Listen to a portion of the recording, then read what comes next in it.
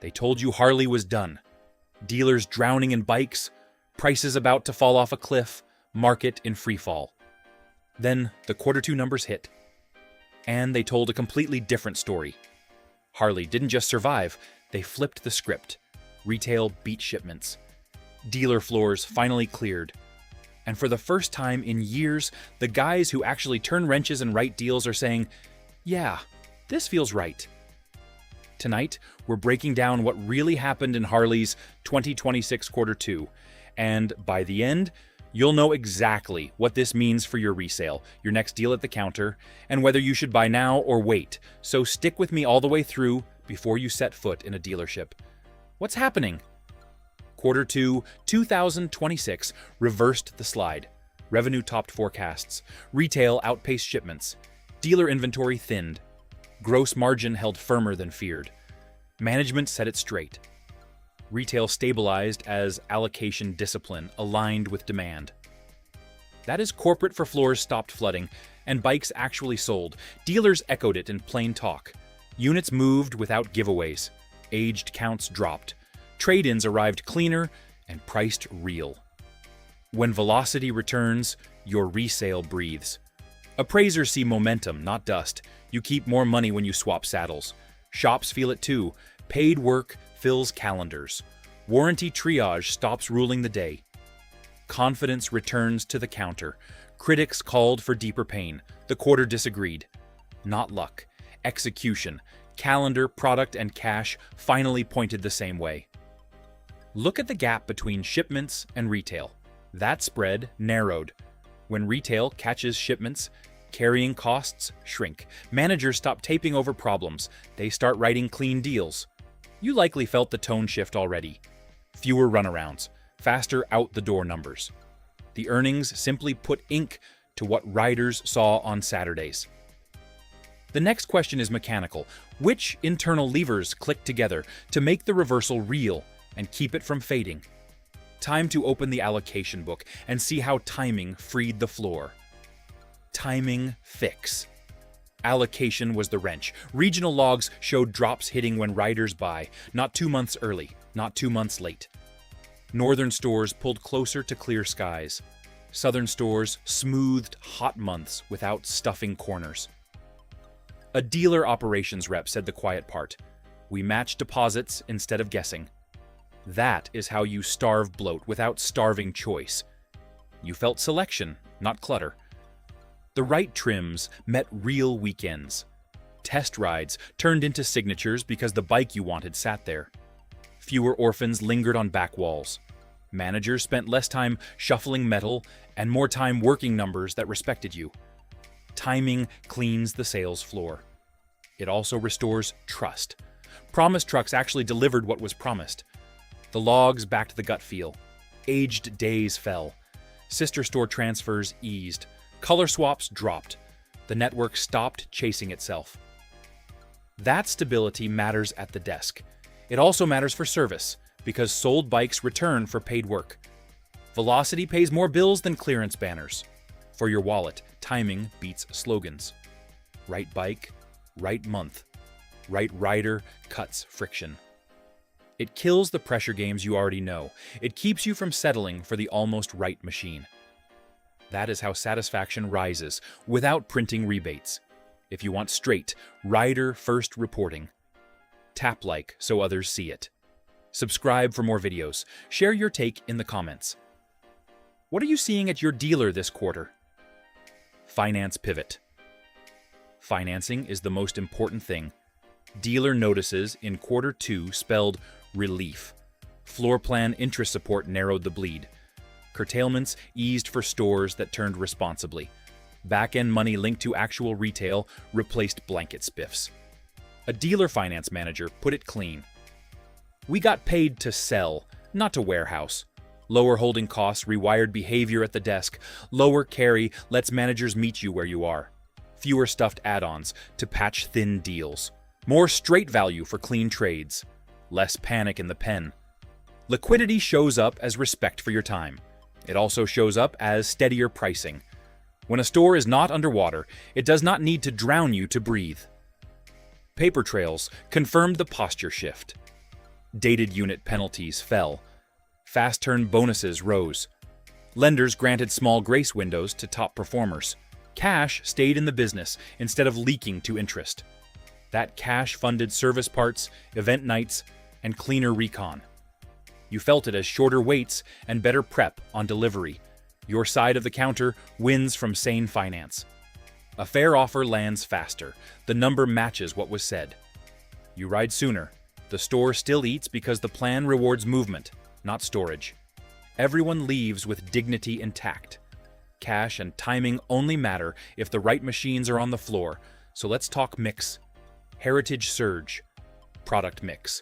Closed the loop. Sales breakdowns showed mid-priced heritage and touring trims carrying Q2 retail. Classic lines, real wind protection, and comfort packages led the cart. A product planner summed it up. We pointed budgets at what riders actually ride. That means fewer showroom sculptures and more road machines you can live with. You saw it in choices that made sense. Seats built for hours, not minutes. Tire profiles that respect distance. Bags that hold real gear. Price points that do not punish experience. Those trims hit the line in volume, not as unicorns. When the core is present, confidence grows. Riders say yes without second guessing. Trade-ins flow back to the floor priced right. SKU data told the story. Fewer fringe builds. Stronger pulls on proven packages. The middle carried the quarter because it honors the way you ride. That is not flashy, it is faithful. Dealers benefit because these bikes cycle through service, accessories, and back for resale. You benefit because the market recognizes value it can measure. Mixed discipline also guards margins without disrespecting buyers. Value is delivered in miles, not marketing. That is how a rebound earns trust instead of burning it. The quarter's message was simple. Put the right bikes in reach, and riders respond. The final question hangs over every counter in town. Did those buyers return for service and lock in long-term loyalty, or was it just a seasonal gust? Main Street truth. Sunbelt dealers had a spring they have not seen in years. Third-party same-store sales logs show meaningful lifts across core counties. Heartland shops echoed it with steady weekend closes. The pattern held week after week in Q2, 2026. A dealer in West Texas said it plain. We wrote offers instead of running promos. Folks shook hands. His floor cleared without fire sale banners. Trade-ins arrived cleaner, with service records intact. That tells you confidence moved first, then units. Same-store gains matter more than headline shipments. They reveal what your street actually bought. Sun states pulled ahead first as weather cooperated. Plains markets followed with early touring miles. Events returned with real crowds. Poker runs filled. Demo days converted. You saw fuller lots in the morning and emptier by dusk. That is how retail feels when demand steadies. Riders were choosing, not browsing. Logs flagged fewer aged units. They also tracked fewer interstore transfers. Allocation finally met reality, and cash registers reflected it. For you, that means more inventory to sit on, more colors to pick, and more chances to test a bike that fits. It also means your local shop can host rides without hiding slow movers behind tents. Which raises a bigger question. Were those gains mostly first-time buyers, or did known riders come back for another machine? Rider return. Dealer service counters told their own story. Renewal stats climbed month over month. Maintenance plans that lapsed during lean years snapped back into force. Extended coverage attach rose in tandem. A veteran service manager in Missouri summed it up. Folks stopped just changing oil. They booked real work. Valve checks, clutch jobs, and touring prep lined the calendar. Repeat, buyers often walked through the same doors for service and sale. Renewals signal retained trust. A plan renewed is a promise to return. It also keeps techs sharp. More scheduled work means better diagnosis, cleaner turnarounds, and fewer comebacks. That benefits your bike on long trips and short. Shops ordered consumables with confidence. Tires, pads, filters, and fluids moved briskly. The rhythm felt like riding season used to feel. Sales logs matched the counter chatter. Repeat purchase flags ticked higher alongside fresh titles. Some riders traded older tourers for updated comfort. Others added a second machine to split duties. Either way, the buyer stayed in the family. That is how retention fortifies resale. Strong resale then feeds the next down payment. The loop tightens around community shops. Your wallet sees this as fewer surprises. Well-run bays catch issues early. That lowers breakdown drama and hotel nights you never planned. It also keeps your preferred tech employed and proud. Skilled hands are earned by steady work, not discount chaos. Curiosity moves forward from service to style. If riders kept coming back, did they also bolt on more hardware? Upgrade boom. Point-of-sale extracts showed a clear climb in attach rates. Seats, bars, luggage, and wind protection led the cart. Lighting and audio followed on many builds. An aftermarket shop owner in Oklahoma City grinned about it. We finally installed comfort parts without begging. Riders knew what hurt, then fixed it. That is veteran logic. Put money where miles demand it. The register mirrored that truth in Q2. Higher attach rates tell you two things. First, riders expected to keep the bike and wanted it dialed. Second, dealers earned enough trust to wrench add-ons before delivery. That reduces redo work and broken promises. Service bays stayed booked with installs that pay. Your ride benefits when parts bolt on right the first time. Less rattle, fewer returns, more time on the highway. POS data also showed bundle behavior. Touring buyers paired backrests with luggage. Heritage buyers matched seats to classic lines. Those choices fit an audience that values miles and tradition. No flash, just function and feel. That appetite supports the local ecosystem. Shops stock smart, vendors ship smarter, riders roll out satisfied. For you, the upside is concrete. Dealer-installed upgrades sit on the same invoice as the bike. Financing sometimes covers it. Warranty covers the labor. Fewer headaches down the road when a bolt needs a tweak. All signs push suppliers to react in kind. When the counter starts moving metal and parts together, factories must rework cadence or miss the moment. Order cadence change. Tier 1 suppliers read the pulse and moved. Order notices flagged stepped-up releases for fast movers. Shipping logs showed steadier weekly pallets instead of lumpy months. A supplier account manager in Wisconsin spelled it out. We smoothed the line so dealers are never dry on wear parts. Tires, belts, rotors, and touring hardware shipped on dependable cycles. That type of cadence kills wait lists and keeps service appointments firm. Reliable parts flow changes how your shop works. Managers stop hoarding, they schedule with confidence. Techs stop improvising around missing pieces. Your bike comes in once, gets fixed once, and heads out ready. That is how trust compounds across a season. It also supports more ambitious rides because you know parts will meet you before the next weekend. Logs also showed fewer emergency shipments. Planned replenishment replaced panic freight. Cost drops on the back end let dealers hold retail steady. Your bill benefits when nobody is paying air freight to bandage planning mistakes. Supplier quality teams reported fewer returns on revised batches. That trims downtime even further. Upstream stability feeds downstream clarity. Riders see parts on shelves, not on order. That reduces the temptation to postpone maintenance. Every mile then feels earned, not borrowed.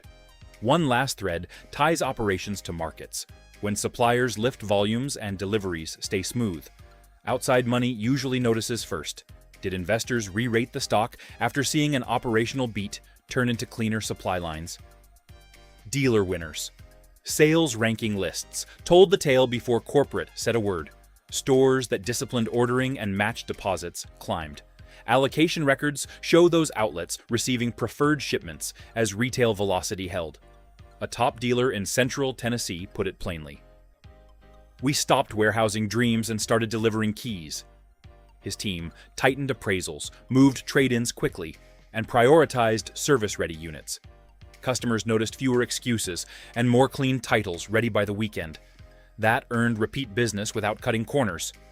Winning dealers leaned on transparency. Price sheets were direct. Accessory quotes landed in writing. Test rides led to real closes, because the right trim sat on the floor at the right moment. Regional managers rewarded that cadence with steady allocations, not random truckloads. The result was a flywheel. Fast turns brought fresh stock. Fresh stock drew better buyers.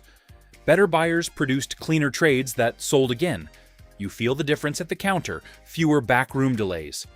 More respect for your time. A manager who knows your mile history is a manager who fights to keep your loyalty. That matters when you are protecting resale and planning long rides.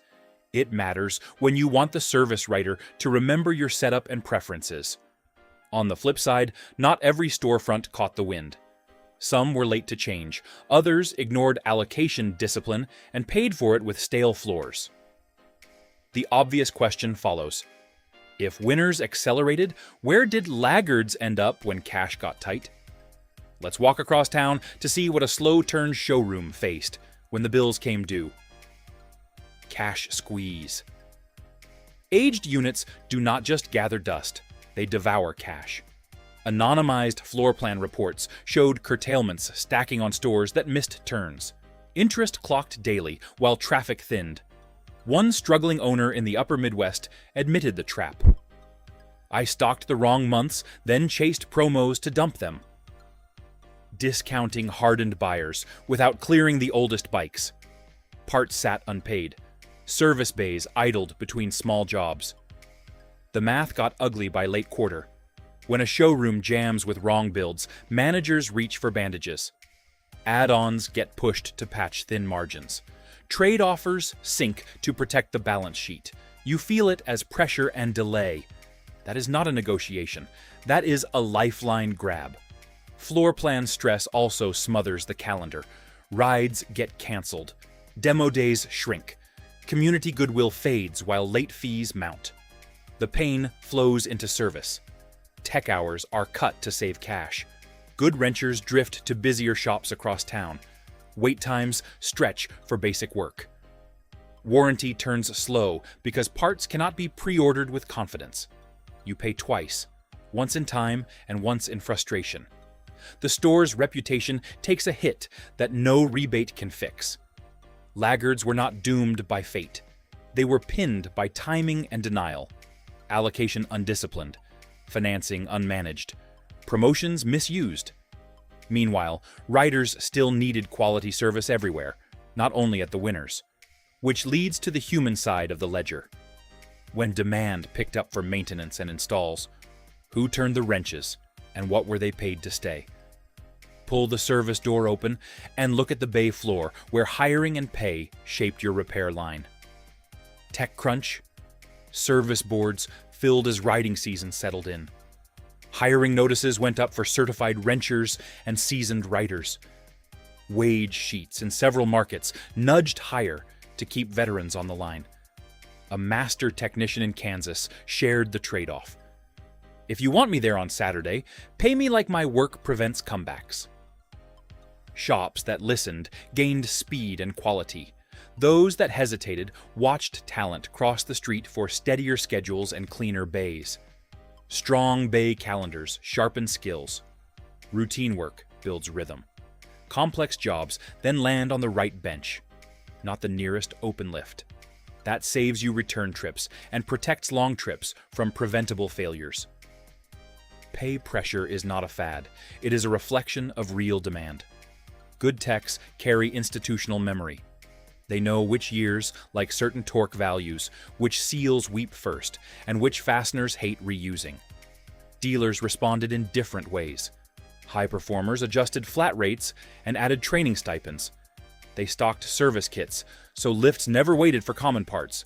Strugglers tried to hold the line and lost senior hands. The gap in customer experience widened. Your wallet reads that gap as time gained or time lost.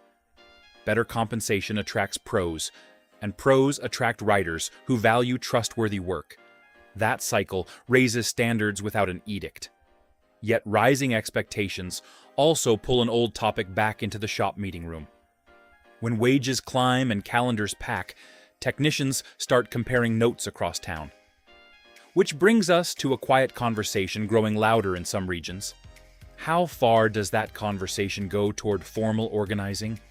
Eavesdrop on the lunchroom table where experienced hands weigh standards, voice, and stability. Bay pushback. Informal meetings cropped up where service backlogs were longest. Notes passed between bays and break rooms. The themes were not surprises. Clearer safety rules, fair flat-rate grids, access to training. A line tech in Ohio framed it without heat. We want the work, the tools, and the time to do it right. In a few towns, petitions circulated to establish baseline standards, not to pick fights.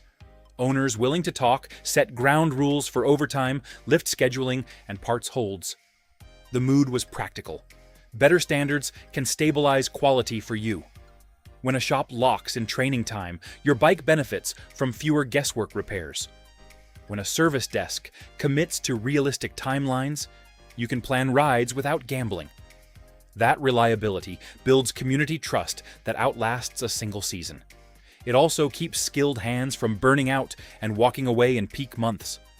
Some dealers welcomed the structure because it aligned with existing habits. Others resisted, fearing cost creep. The truth likely sits in the middle. Clear expectations cut drama. Drama costs more than standardized process. Riders notice the difference faster than accountants do. Return customers tell the real story in booked calendars. Municipal eyes track jobs and training too. A stable dealership supports tax receipts, events, and rider education partnerships. That attention can return favors when zoning or route access comes under review.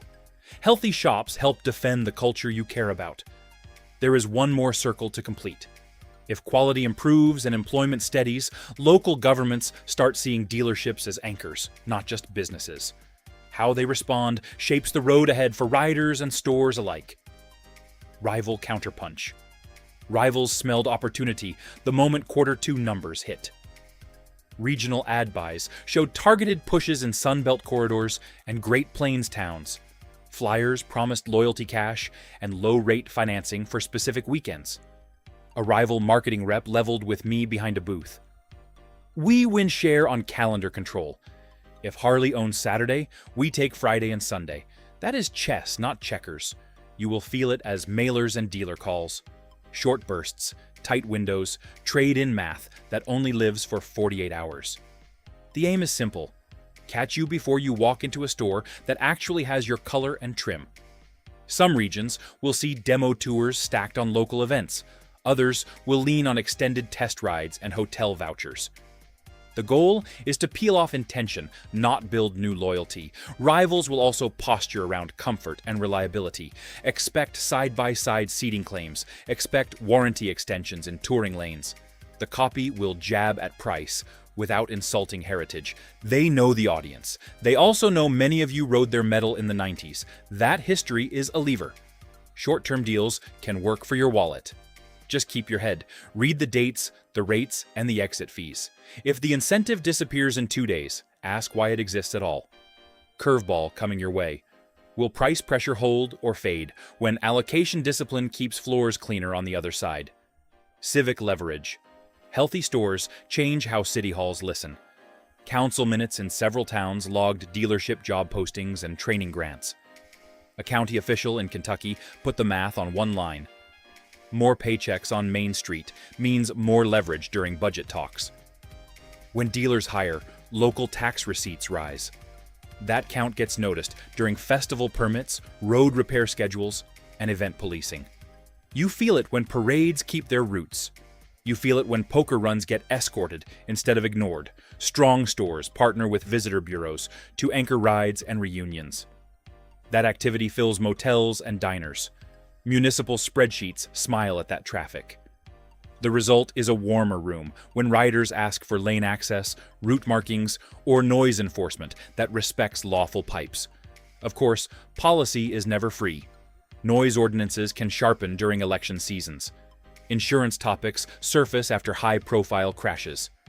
Precision matters here. Riders win when the debate uses real data, not fear. Dealer groups can help carry those facts. Eyes forward to a different flank. As the Civic climate improves, who in the aftermarket scales first to meet renewed demand? Aftermarket ramp. When bikes sell and service books fill, the aftermarket does not wait. Vendor order sheets lifted through late Q2. Hiring notices went out at regional warehouses. An aftermarket owner in Oklahoma waved a greasy hand and grinned. Touring hardware is hot. Seats, bars, luggage, and real wind control. That tracks the attach rates you saw earlier. Riders invest where miles demand comfort and control. Scaling smartly takes discipline. Stock the parts that solve pain, not the ones that only look loud. Shops that curated inventory saw fewer returns and faster installs. Vendors that refined packaging and instructions cut install time by real minutes. That efficiency matters to you. It lowers labor bills and reduces comebacks. One last lens remains before you roll out. If operations, civics, and the aftermarket are lining up, do the Q2 lessons actually change what you should buy, sell, or hold this season? What Q2 means for your ride? The lesson from Q2 is not complicated. Allocation discipline met real demand. Financing terms rewarded turns, not warehousing. Product mix favored riders who chase miles, not showroom gloss. Company filings, dealer reports, and regional logs pointed in the same direction. The market rewarded execution instead of slogans. That is why resale breathed, service steadied, and confidence returned to the counter. So what do you do with that truth? First, value your time. Shop where allocation timing and straight paperwork match what you were promised. A dealer that respects your calendar will respect your money. Second, buy the setup you will actually ride. Mid-priced Heritage and Touring trims showed their strength for a reason. Comfort delivers value. You can spend on fuel, not fixes. Third, maintain with intent. Service bays are humming. Book ahead. Keep a log. Reward the tech who saves your trip. So here's the bottom line, brother. For once, the numbers backed the riders, not the hype. Harley proved a lot of people wrong this quarter, but what really matters is what you're seeing on your own main street. Are your local dealers still drowning in metal, or does this Q2 story match your experience? Drop your miles, your model, and what you're seeing at the counter in the comments. If this helped, hit like, subscribe for more straight talk, and share this with a rider who needs the heads up.